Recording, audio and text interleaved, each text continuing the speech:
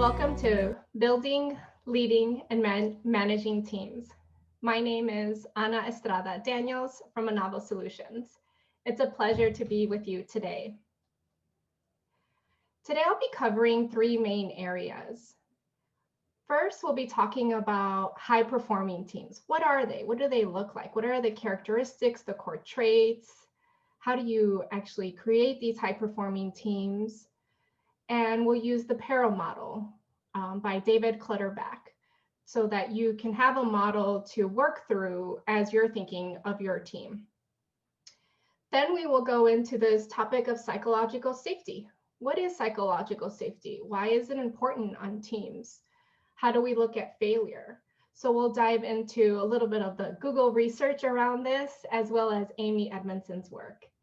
And then finally, we'll wrap up with the skill of trust. We often talk about trust and the importance of trust for teams. And in this last section, we'll actually look at what are elements, key elements of trust. So why are we even having this conversation regarding teams? Well, our world is rapidly changing. And how do we work with individuals on teams to address these complex problems and find innovative solutions? And so my background, just to let you know, in addition to these references that I'll be making, all of this is laid under the foundation of keeping the values of diversity, equity, inclusion, and belonging in mind. So when we dive into these topics, I'll make sure to highlight some of those elements as well. I will also be offering you an opportunity to pause as we go along. And I invite you to either pause the video and reflect on the question, or just jot some notes quickly on, as you're hearing the information, what's coming up for you. So I'll pose some questions, and these are great opportunities to really reflect on your own thoughts. How will you use this information in your work and in your life? So let's dive in. Let's start with high-performing teams. First, I invite you to think about and describe for yourself a high-performing team. So think of a team you were on, or a team you've seen, or maybe it's a team you're currently a part of that you would describe as a successful team, a high-performing team. What makes that team high-performing? What are the qualities and characteristics that you see? What are the behaviors? How do they treat each other? What's the size and the makeup of the team? How would you describe the leadership of the team? What are the behaviors that the team is demonstrating? And what do they value? How do you know they value that? So I encourage you to write these reflections down on teams that, again, that maybe you have been a part of, that you have felt have been very successful, high-performing teams, or teams that you have witnessed. So in today's workplace, employees at all levels spend 50% more time collaborating than they did 20 years ago. So hiring talent is not enough. We need people who can come together and be able to work together. So since part of my background, in addition to doing workshops like this, part of my background is also doing coaching. I'm an executive coach. I'm also a certified coach in thinking in team coaching and systemic team coaching. So some of that information, some of the information I'll be sharing with you today will come from that framework. We will be looking at, again, David Clutterback's work. He's the person that I've worked with and trained under when it comes to systemic team coaching. So let's look at the definition of, we've been talking about high-performing teams, but what do we actually mean by high-performing? And so high-performing teams are teams which consistently maintain and evolve. They evolve, they maintain encouraging environments, they evolve with the climate, they achieve a high level of effective collaboration that meets or exceeds stakeholder expectations. So think about that. They maintain and encourage each other, they evolve with the climate, and they collectively achieve effective collaboration to meet or exceed expectations. So what does it take to actually be one of these teams? Let's look at some of the characteristics of these high-performing teams. So some of the characteristics you see here, there's high level of trust, a high level of respect, a commitment to a clear and common purpose and direction. There's a willingness to an ability to manage conflict. So we don't avoid conflict, we actually deal with it. We focus on results. And there's also an alignment of authority and accountability. So some other core traits regarding high-performing teams, again, we do look at hiring the right people. So when it comes to hiring the right people, sometimes it's also thinking about not just the job description itself, but what could this new person on the team bring that's uniquely different, that the team doesn't have at the moment? What do we need? And how do we hire for that? High-performing teams also focus on success and use failure productively. They use failure productively to create resiliency and to learn from another. They don't hide failure from one another. On these teams, we focus on people's strengths. We build trust and respect. Again, you're hearing this theme of trust and respect. There's a positive attitude towards change. We're not resistant of the change. There's clear goals. And I love that how David describes there's a fizz and a buzz. So what does that mean? The fizz is the enjoyment you get from the work that you do. And the buzz is the enjoyment you get from the people you are with. So teams spend time ensuring that they are engaged with the work and with each other. And then thinking about the secure leader, because oftentimes we think of the positional leader. Who's the person leading the group?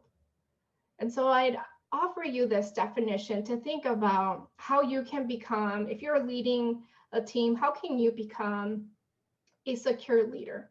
What do we mean by that? A secure leader is someone who is not trying to manage everyone, but one that can manage themselves. And so here are some things to think about as you think of a secure leader. You don't feel the need to control. You recognize that trying to manage a large team is impossible and fruitless. It's a fruitless task. And rather, you aim to support team members in managing themselves. So you do not expect to be kept informed about everything or to reroute information between members of the team. So what's an example of that? Are you someone that's always like, can you CC me on that? Can you BCC me on that? Or send it to me first so I can review it and then I'll forward it on to the rest of the team?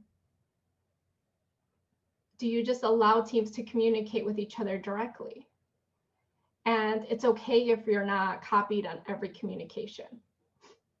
Do you also protect the team from distractions from the outside? As a secure leader, do you ensure that everyone understands and is aligned with the overarching team goals?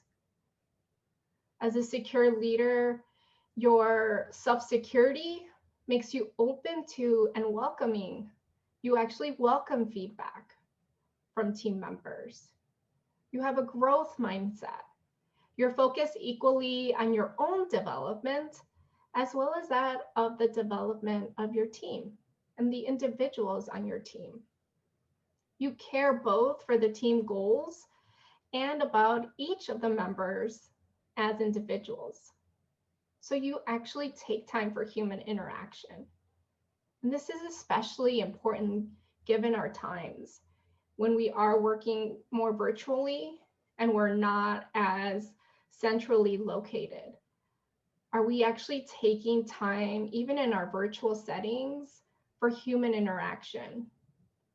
I know in the work that I've been doing, I've been noticing that people are actually needing to like slow down the work, almost pause during team meetings to just check in.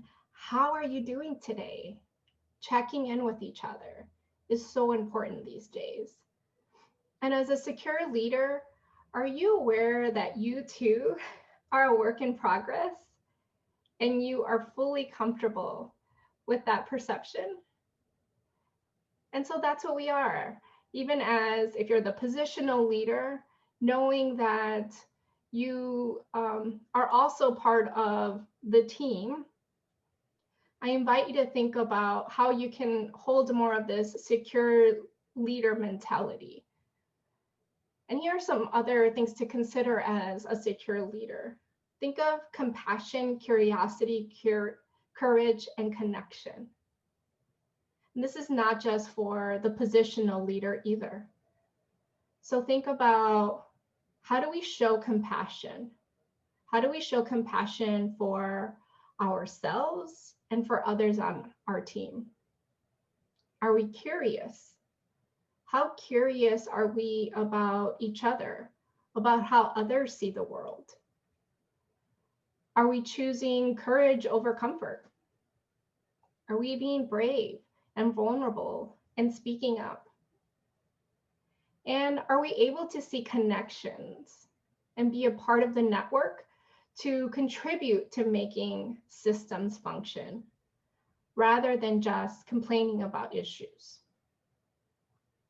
So these are some high performing team core traits, and then some characteristics to start thinking about how you can be a secure leader, not just in the positional sense, but as you'll see in a few moments, we'll be talking about leadership as a collective. How can all members of the team hold this leadership mentality? But first, let's look at the importance of diversity on a team.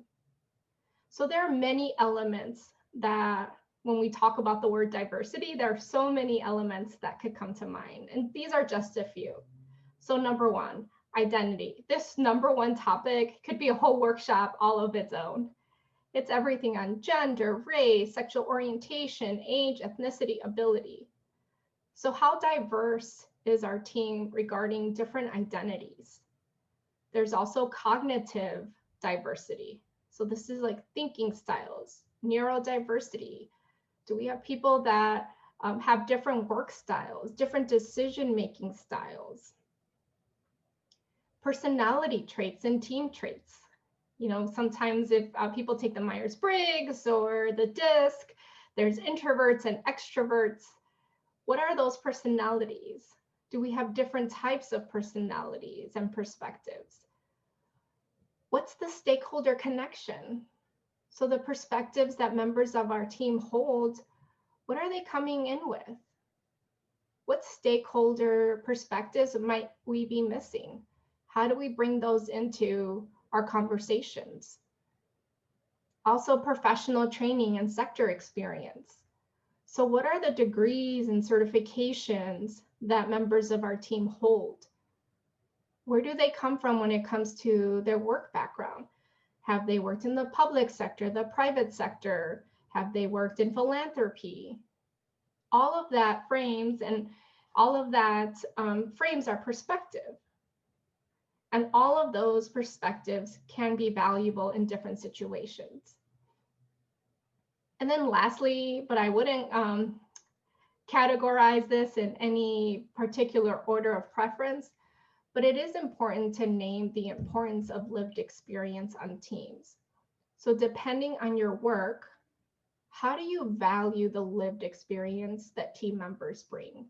How do you actually bring them that out so that they could share that and that could actually inform some of the work? So I invite you to think about even the diversity of your own team. What diversity currently exists?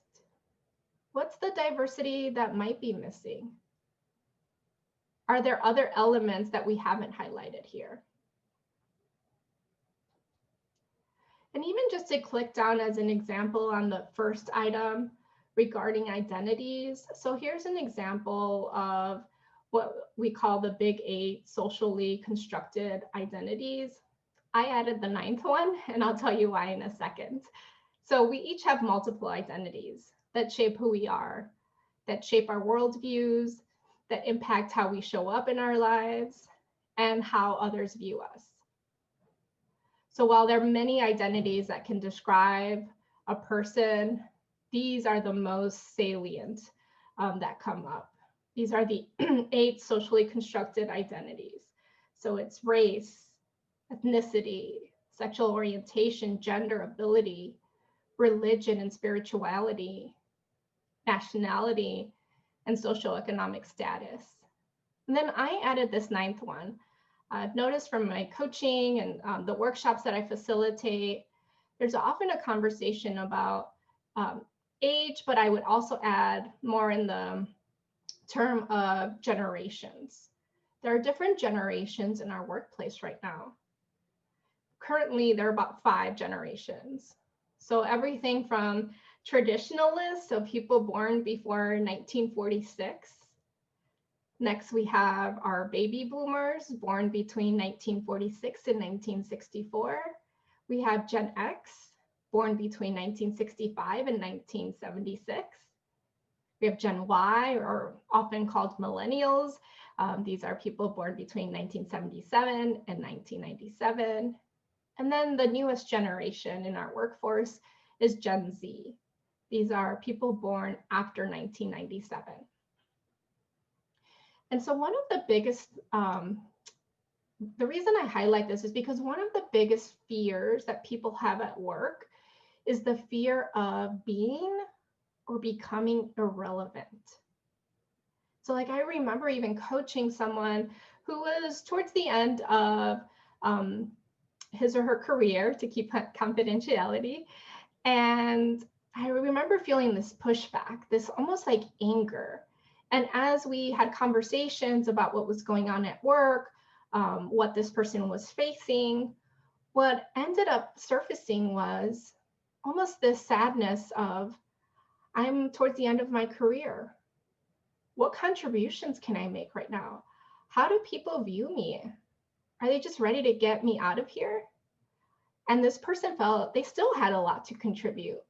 How can they contribute? What can they contribute in their remaining time? We talked about how that is so important, how to add value at any stage in any generation, because then you also have people in their early career. And I know when I first started in my career, I would always hear, oh, you're so green. And comments like that, I would say, are just not helpful because everyone's hired for a reason. These fresh new perspectives that new generations are bringing, they're needed.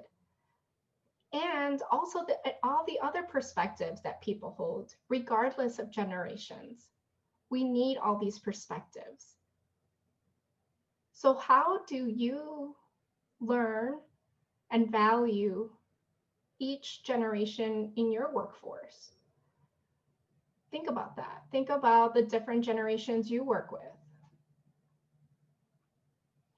And then even as you think about these big 8, or now 9 with the one I added, think about which one is more salient for you in your work. So which one do you think about the most? Or maybe there's more than one. Why is that coming up for you so frequently? How does that impact your work? How does that impact how you show up in your work? And then I also offer you to think about which one are you curious about? Maybe you've never thought about identities in this way. Which one would you be more curious about learning to see how this plays a role, again, in your workplace, on your team? So make sure you jot some notes down for yourself as we go along.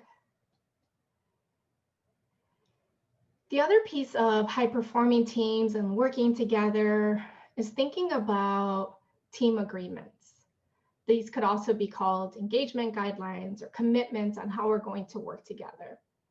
So think about your teams and the teams that you worked on, and even think about that first team that you described and thought of in the beginning of our session. What kind of engagement guidelines and commitments did they have for each other? And what are the boundaries that you are setting for yourselves to help you work together? So think of a team you're on now. Do you have team agreements? Here on this slide, you can see some examples of some team agreements that you can borrow, steal, adjust. So here are a few. One, we will not make assumptions about each other's motives or perspectives. We'll listen with curiosity and respect. We will take joint ownership for team successes and failures. We will each present as our best person. We will show up as our best self every day. We will be generous towards each other. We will give each other the space to speak and ourselves the space to reflect. And we will replace judgment with curiosity. So again, think about, do you have team agreements? And if yes, what are the team agreements that you have? Have you adjusted any of these as we have started to work in a more virtual environment? What agreements have been even more important in our virtual spaces?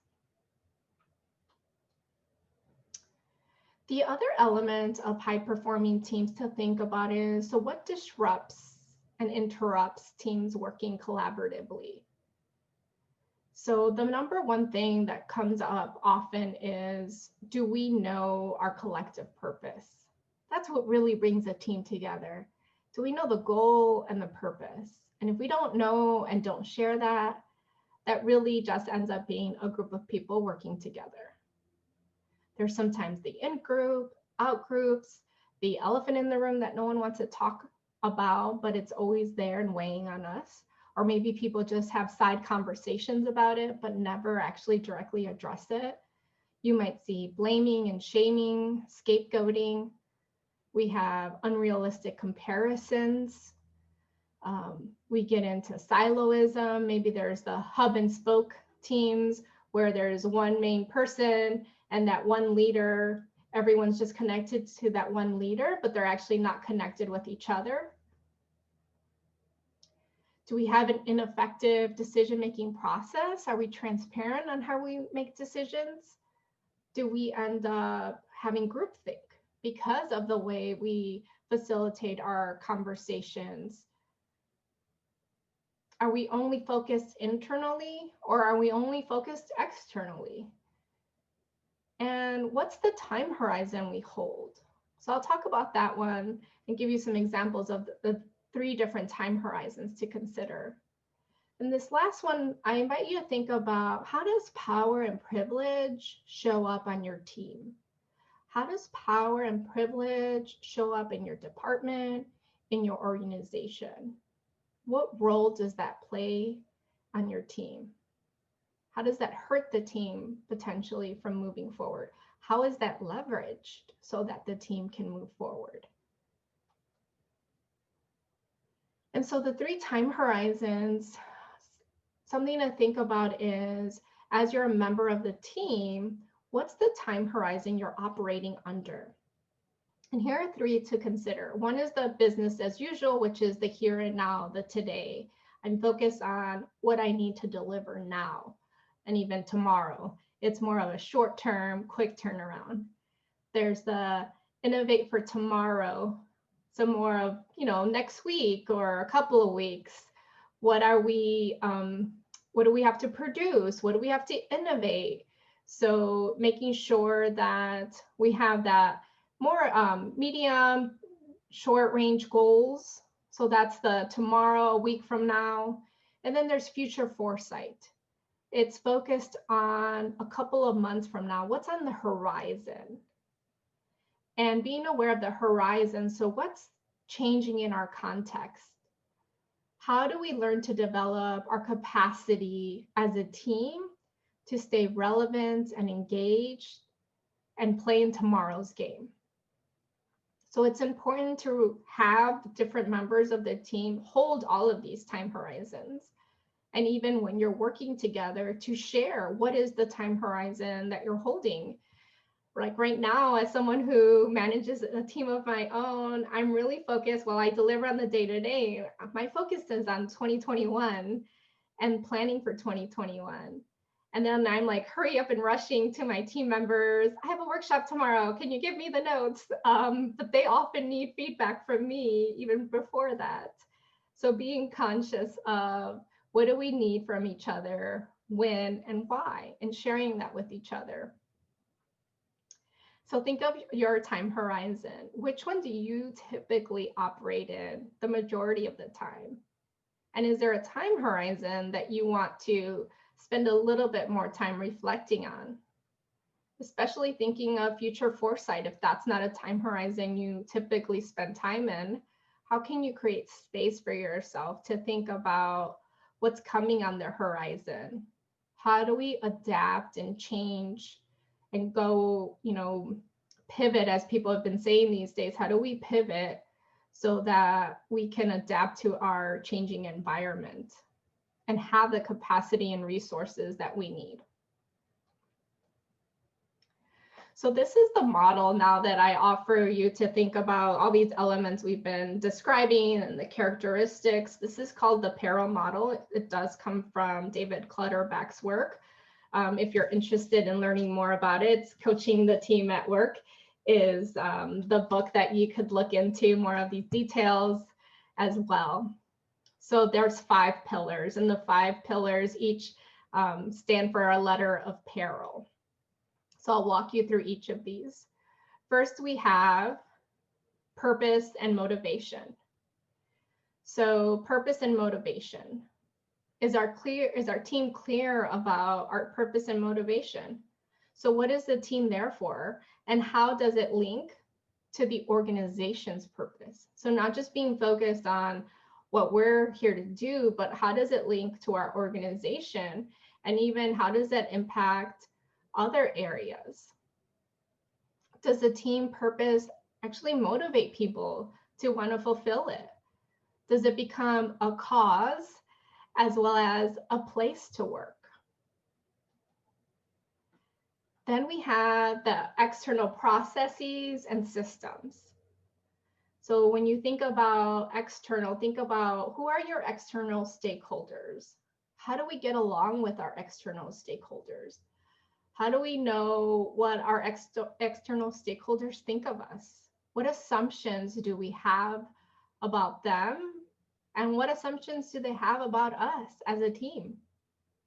How aligned are we in our objectives with theirs? The R in peril is relationships. So thinking about the relationships within the team. Do we trust each other? Do we respect each other? Do we have a high degree of psychological safety? And multiple studies show that psychological safety is aligned with high levels of performance. And don't worry, in just a few minutes, we'll be diving a little bit more into the concept of psychological safety because it is so important in high-performing teams working together. The I in peril is our internal processes and systems. So what's the story we tell ourselves about our own team? How does our team narrative enable and constrain us? How do we make decisions? Are we transparent? How do we hold each other accountable? And then finally, the last 2 parts, 2 L's. The first L is learning processes. How do we make sure we are either learning, evolving, changing, and adapting at the same pace or faster, at a faster pace than the world around us, rather than being left behind by changes? So how does the team constantly adapt and learn? Do you have a learning process? Do you have a learning mindset as a team? And then the last R that really holds up this entire structure is the concept of leadership. And earlier I was describing to you a secure leader. I would offer that some of that is positional and some of that is not. And that's why this concept, leadership under this entire structure, these pillars, it's actually shared leadership. So leadership can be shared. It is so important that everyone does and can take a role in leadership from where they sit. So think of the concept of leaders at every level. The days of the heroic leader are really gone. We need everyone's thinking. We need everyone to have a stake.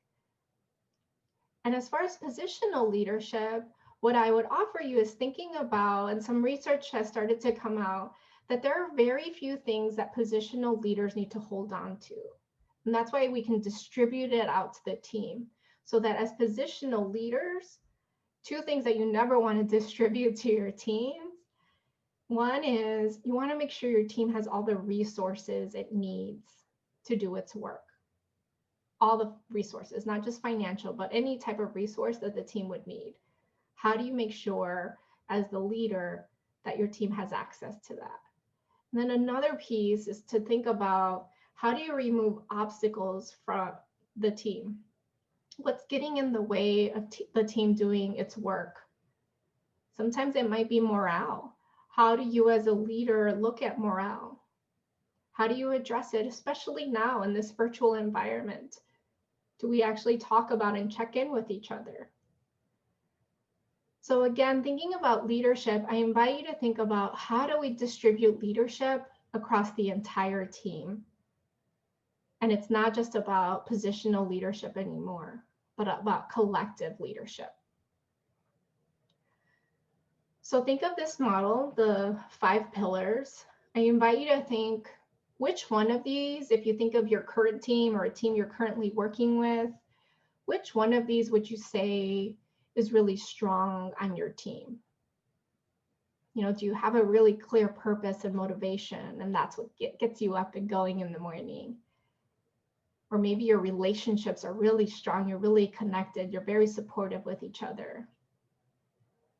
And then think of the opposite. Which of these might you want to spend more time developing as a team? And so when I've done polls on this, usually people will say when it comes to what are elements they want to work on, I often hear thinking more about the external stakeholders, thinking more about our external environment, that as a team, we don't actually spend enough time thinking about that because we are so busy with our internal work and our internal deadlines and our relationships. And the other piece I often hear is creating a learning culture. How do we really create a learning culture? And so when I invite you to write that down and think about that for yourself. Which of these are strong? Keep doing those things that are working well, and then start exploring areas of this parallel model that will help strengthen your team so that it continues being a high-performing team.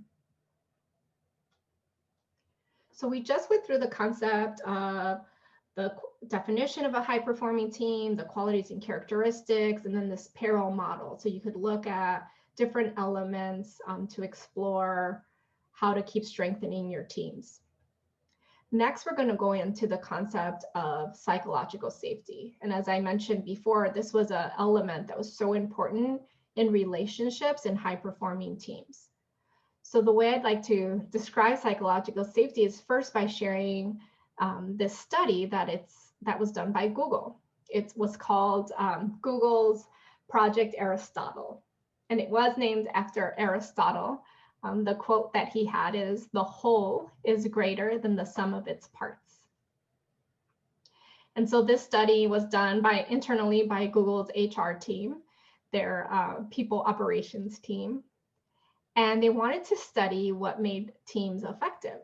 So this was a 2-year study, over 200 interviews with Googlers, and they looked at over 250 attributes, 180 active teams, And what they learned was who is on the team matters less than how the team members interact with each other, how their work is structured, and how they view their contributions. And so in this study, what came out, what were these elements, these 5 elements that make a high-performing team, that makes an effective team at Google. And so the number 1 element was, again, psychological safety. Can we take risks on this team without feeling insecure or embarrassed? So in these teams that were high performing, team members felt safe to take risk and to be vulnerable in front of each other.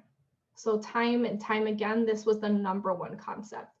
Then you have these other elements, such as dependability. Can we count on each other? So team members were getting things done and getting things done on time to meet this high bar of excellence that they had for each other. There was structure and clarity. So understanding the goals, the roles, the execution plans, every member on the team was clear about all these elements. The meaning of the work, meaning are we working on something that is personally important to each of us? Because that also was a driver for teams. And then impact. Do we fundamentally believe that our work, that the work we're doing actually matters? And members of these teams, of these high-performing, effective teams, did think that their work mattered and did think that they were creating change. And so again, psychological safety was far and away the most important concept. And so when we think about psychological safety, I want to introduce you to Amy Edmondson's work. So Amy Edmondson, she's a professor, if you are not familiar with her, she's a professor of leadership and management from Harvard. And she studies people and teams seeking to make a difference through the work that they do. And many people have written about psychological safety. I am highlighting her work, and she has a book that came out last year. It's called The Fearless Organization, where she describes many of these concepts that I'm going to share with you today. And so a clear definition of what are we talking about when it comes to psychological safety. So psychological safety is the belief that the work environment is safe for interpersonal risk-taking. And so environments where this exists, people are able to speak up with relevant ideas, questions, or concerns without fear of being punished or embarrassed. And colleagues trust and respect each other. Candor is allowed and is actually expected. And in this environment, it is possible for productive disagreements and a free exchange of ideas. So there's a willingness to engage in productive conflict, to learn from different points of views. And the other thing that Amy lifts up from her work is that the fear and fear of failure can often inhibit learning and cooperation. So in her work, she highlights that neuroscience shows us that fear consumes physiological resources. So it's consuming parts of our brain that manage the memory, manage our working memory and the way we process information. So when we're in fear, that's actually taking from, if this is my working memory and I'm processing information and I am working in fear, I'm actually taking away from this side of my brain. And so when we have strong psychological safety, it actually enables us to start letting go of some of that fear. And then learning behaviors and working in behaviors that allow us to share information, to ask for help, and actually be willing to experiment and be innovative. And so 3 steps, like how do you create, now that I described what it is, how do you actually create it if you're interested in doing this on your team, and if it doesn't currently exist.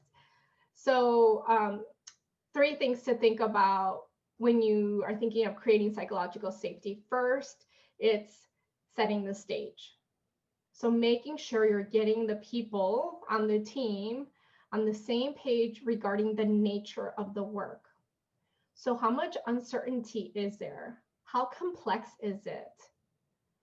And as you're describing this to people, it's also important to say the more complex it is and the more uncertain it is, that's why it's more important, even more important, that we hear your voices in this process. And leaders need to make sure that we let people know what's at stake and what's at stake when people don't share their voices. So knowing that your voice as a team member might make a difference is really important. So I'll give you an example by sharing a story from Amy's work. She highlights Julie. She's a chief financial officer from the Children's Hospital. It's a clinic in Minneapolis. So healthcare delivery by nature is error prone. So there's more likely that things will go wrong if we don't speak up. And speaking up literally saves lives. So it's so important to have psychological safety. So for leaders in these systems to say, we need to hear from you, it's so important. And let's test things quickly and fast. That's our environment. That's the stage that Julie is setting. And she's also setting the stage saying, we need you to be curious, to have empathy and not give up because there's too much at stake. And then second, inviting engagement. So we have to be proactive and invite participation of members of our team so that we can hear different perspectives. We need people to ask questions. So as in this case, Julie's case, the leader of this group, she was asking questions like, what are you seeing out there? I need to hear from you. What ideas do you have? What help can I offer? So when you ask questions, then also wait for the responses and be curious about the responses that you're receiving and be interested in the responses that you're hearing.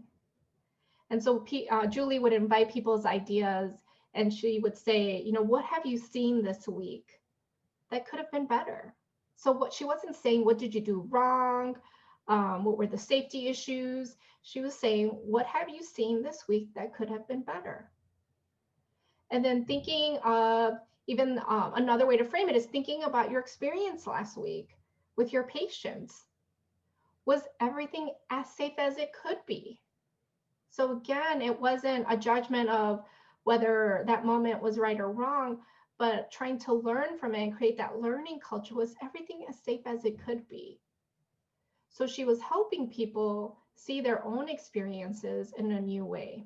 Was it as safe as it could be? Was a different way of looking at it. And then third, respond productively. So think about projects.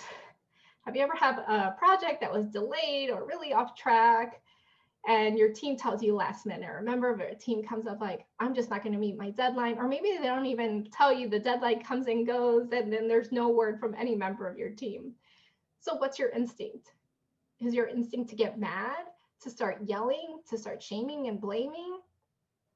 So it's okay to be disappointed.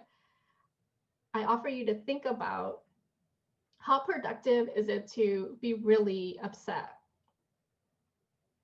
Give you some data on this. So for example, when Amy asked, what percentage of your failures in your organization should be considered blameworthy?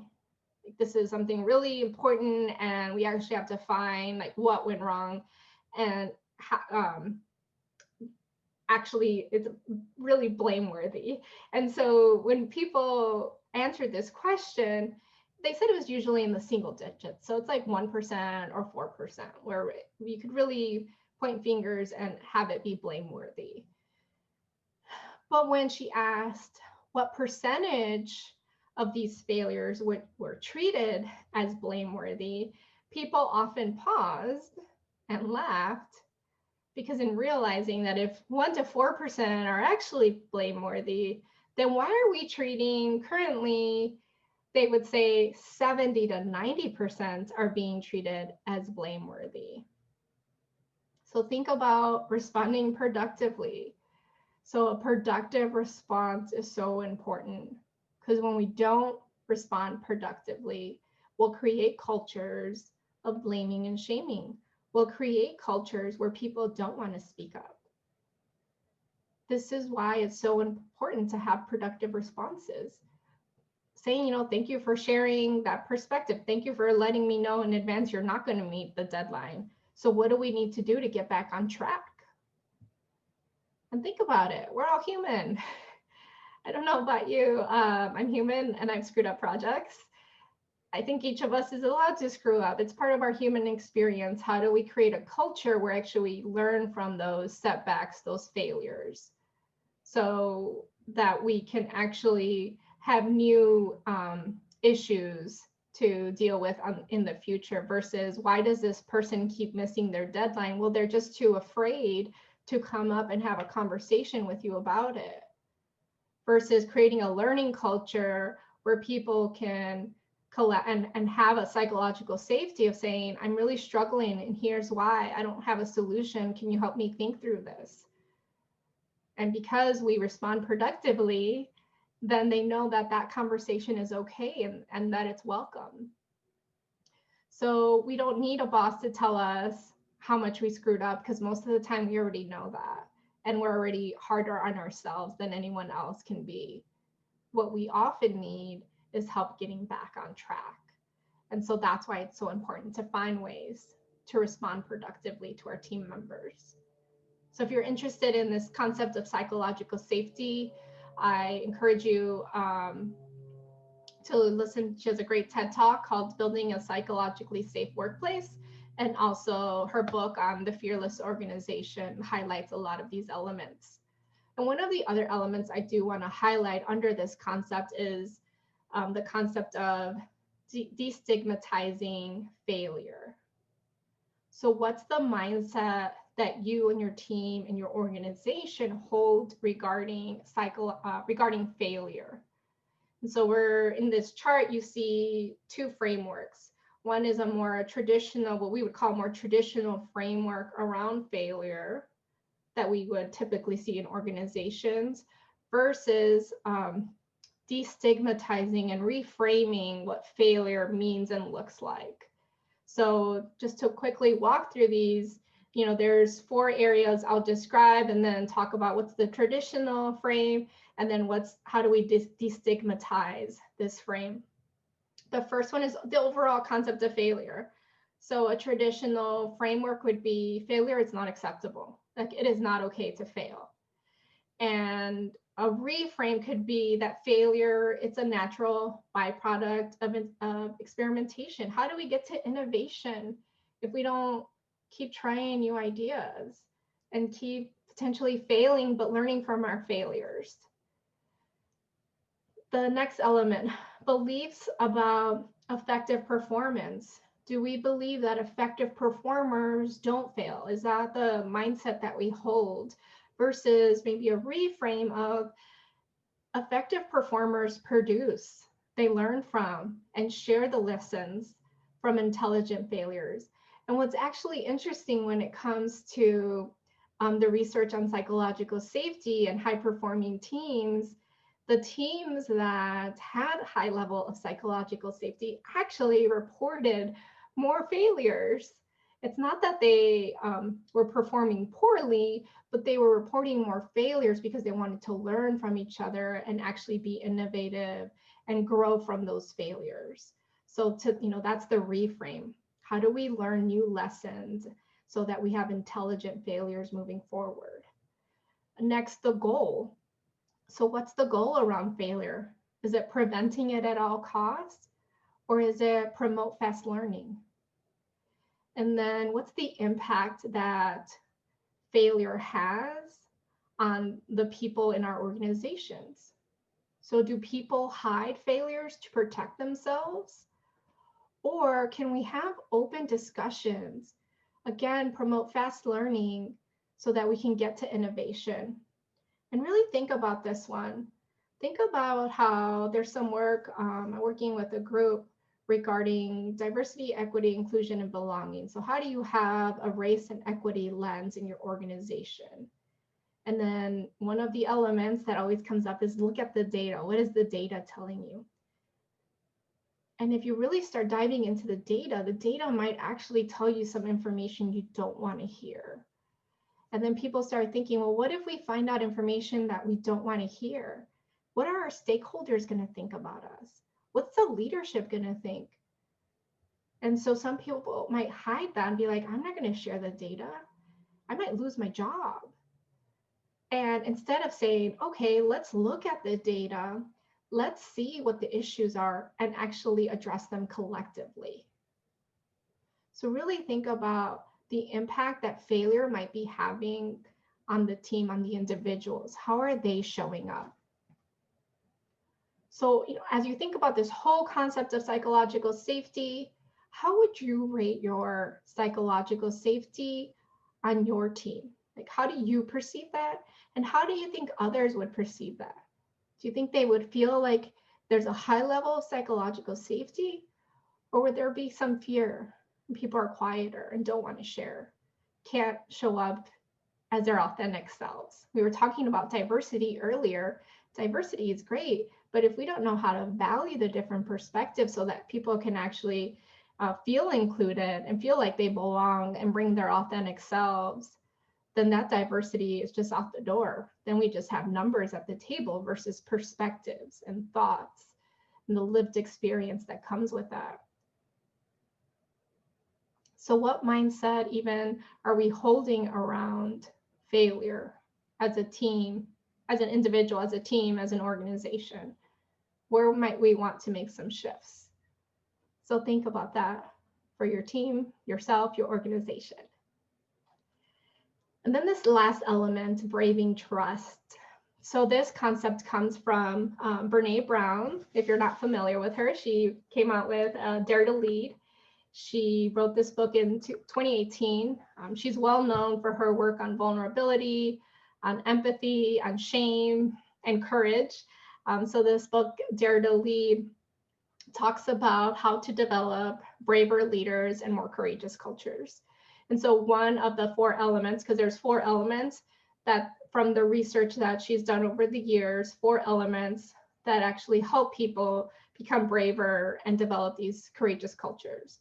So the 4 are rumbling with vulnerability. How do you stick with that uncomfortableness and show up and have the difficult conversations, even though it feels awkward potentially? How do you live into your values? So organizations say they have values, but about 10% of them actually operationalize them into behaviors.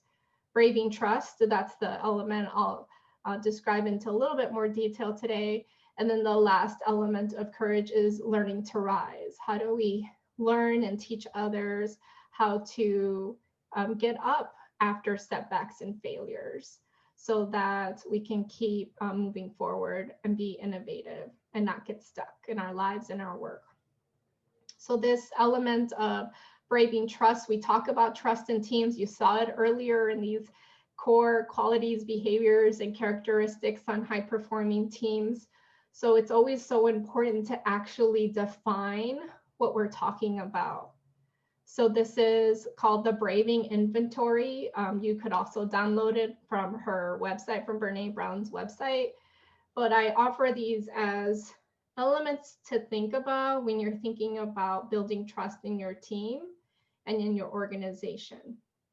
So trust is about building meaningful connections and knowing that we can actually build it incrementally and over time. And so Braving is an acronym, and it stands for boundaries, reliability, accountability, bold, integrity, non-judgment, and generosity. So first, boundaries. It's important to set boundaries of making sure people know what's okay and what's not okay and why. And also the willingness to say no for yourself and your team. What are your team boundaries? What are your own boundaries? Reliability is you will do what you say you'll do. and staying aware of your competencies and limitations and not trying to overpromise. Accountability. Are we owning our mistakes? Are we apologizing? Are we making amends? Vault is not, confidentiality is the first word I think of, but it's thinking not sharing information or experiences that are not yours to share, and keeping people's stories and information confidential. Integrity is choosing courage over comfort, choosing what is right over what is fun, fast, and or easy, and choosing to practice our values, not just profess them. So if you have values, how do you live into those? How do those help you have productive conversations? How do you use those to help you have what sometimes people call difficult or uncomfortable feedback conversations? How do you lean into your values to speak up when you see inequities instead of staying silent? Non-judgment, do you ask for what you need? And can we talk about what's going on? Can we talk about how we feel without judgment? Generosity, do we extend the most generous interpretations possible to the intentions, the words, and actions of others? Can we show that generosity to people even when we're frustrated, even when times are challenging? Instead of making judgments about what's going on with someone, just pausing and asking them, hey, how are you doing? How are things going on your end? Because sometimes all we have is this computer screen and we're not actually interacting, so we don't know what might be going on that might be stopping someone from being productive or producing the high quality work that you know they've done in the past, and something shifted. How do we reach out and show generosity to others and to ourselves, especially in these times? So think of these as well, this model of braving trust. Which one of these is really strong on your team? Which one are you really good at when you're building trust? Which one might you want to work on to even be more trustworthy? So as we wrap up our session today we talked about 3 elements when it comes to this concept of building, managing, and leading high-performing teams. So first, we talked about, what do we mean by high-performing teams? What are the qualities, the characteristics? What's the model? We looked at the Perel model that we could use to see the different elements and the importance of creating a learning culture, the importance of sharing leadership, the importance of valuing diversity throughout the entire team, and what that might look like. Then we dove into the concept of psychological safety, of what is the meaning, what are the 3 characteristics of setting the stage, responding, inviting engagement, and then responding productively so that people can have open dialogue, can disagree productively, can actually be innovative, can feel like they not only are invited to the table, but their perspectives are welcome and they can bring their full authentic selves to work. And then we wrapped up with this last section of braving trust. Trust is so important in our relationships. How do we model it? And how do we build it in our team? Through the acronym of braving. And again, the acronym of braving was about boundaries, reliability, accountability, vault, integrity, non-judgment, and generosity. So those were our 3 elements today that we had shared some information. I hope you were able to take jot some notes down for yourself on what came up for you as you were hearing each of these sections. And then I invite you in this last part to think about, what's one action commitment? What's one action commitment that you will make as a result of listening to today's session? Because as great as it is to share this information, what my hope is in the work that I do is that collectively we can make a difference, that we can each do our part to making this world a better place. So thank you for the gift of your time. Stay safe and healthy. Thank you.